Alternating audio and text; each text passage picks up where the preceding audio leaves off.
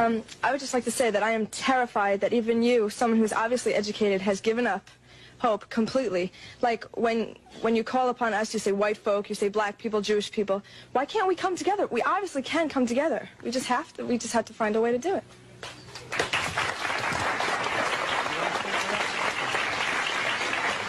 The desire is good, but the reality is the total opposite of your desire. And unfortunately, as a young lady, you are not in the position of power to make the decisions to make America work.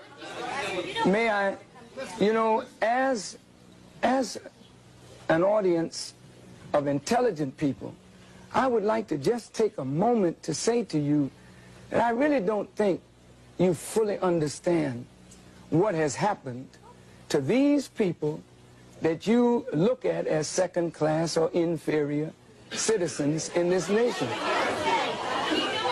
Black people who were brought to this country were stripped of their names, language, culture, religion, God, and taken totally away from the history of themselves. Here are 30 million people who don't wear their own names, they wear your names. Who don't speak their own language, they speak English, which is not their language. They never were allowed their own cultural expression of Africa. Don't you realize that when you turn a people upside down and inside out, then sell them not for a day, not for a year, but for 300 years, and deny us the human right to know, to read a book, to learn, to understand. And then after 300 years of that, you allow us into the church, but by that time you've painted Jesus white, God white, the angels white, and then all these black people have been subjected to a form of white supremacy, which produces in the reverse a black inferiority. And this is fulfilling what Jesus said, as a man thinketh, so is he. And as long as our people think the way they think, we will never be able to do what we as a people should do to correct our condition. Over here, please. Excuse me, I was brought up in, quote, Bedford-Stuyvesant in my time. But I would like to say what scares us is I think we hear violence. Yes. The young lady said she's afraid of violence.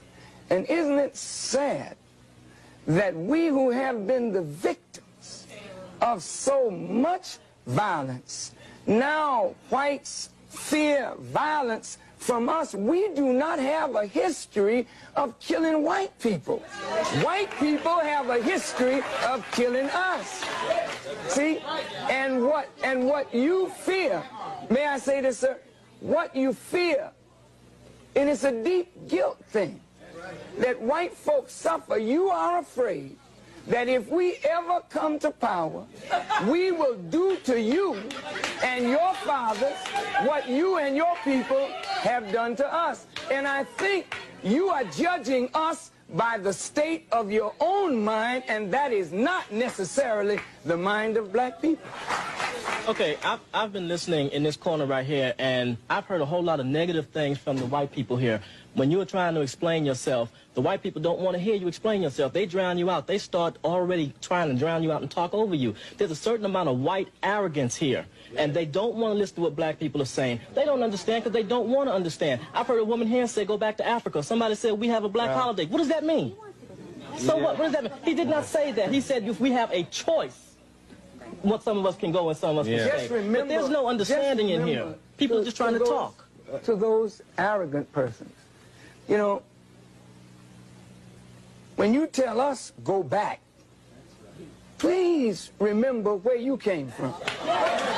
And when you want to relegate somebody to a specific place, just remember what your origin is in this world. Please, I'm not trying to be disrespectful, but I want you to understand that you, wherever you are on the earth, you are not a native anywhere.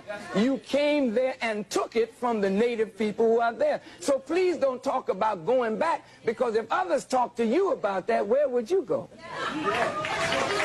I agree with you. Someone said we don't agree with you. I agree with you that we live in a racist society.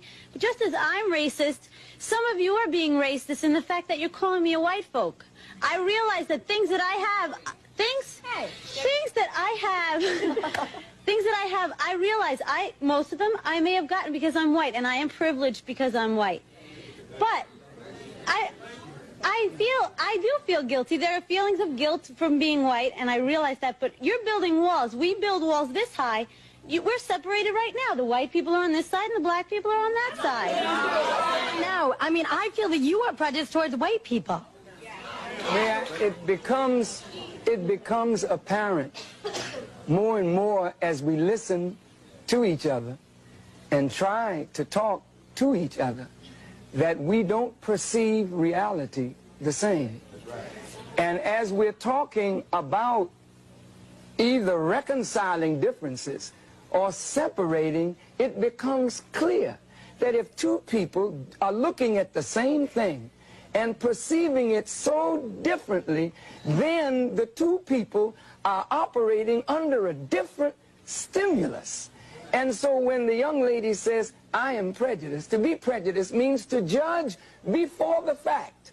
After 400 years of living and experiencing, we're not prejudiced. We are looking at the reality of what we have suffered and continue to suffer. Are you there?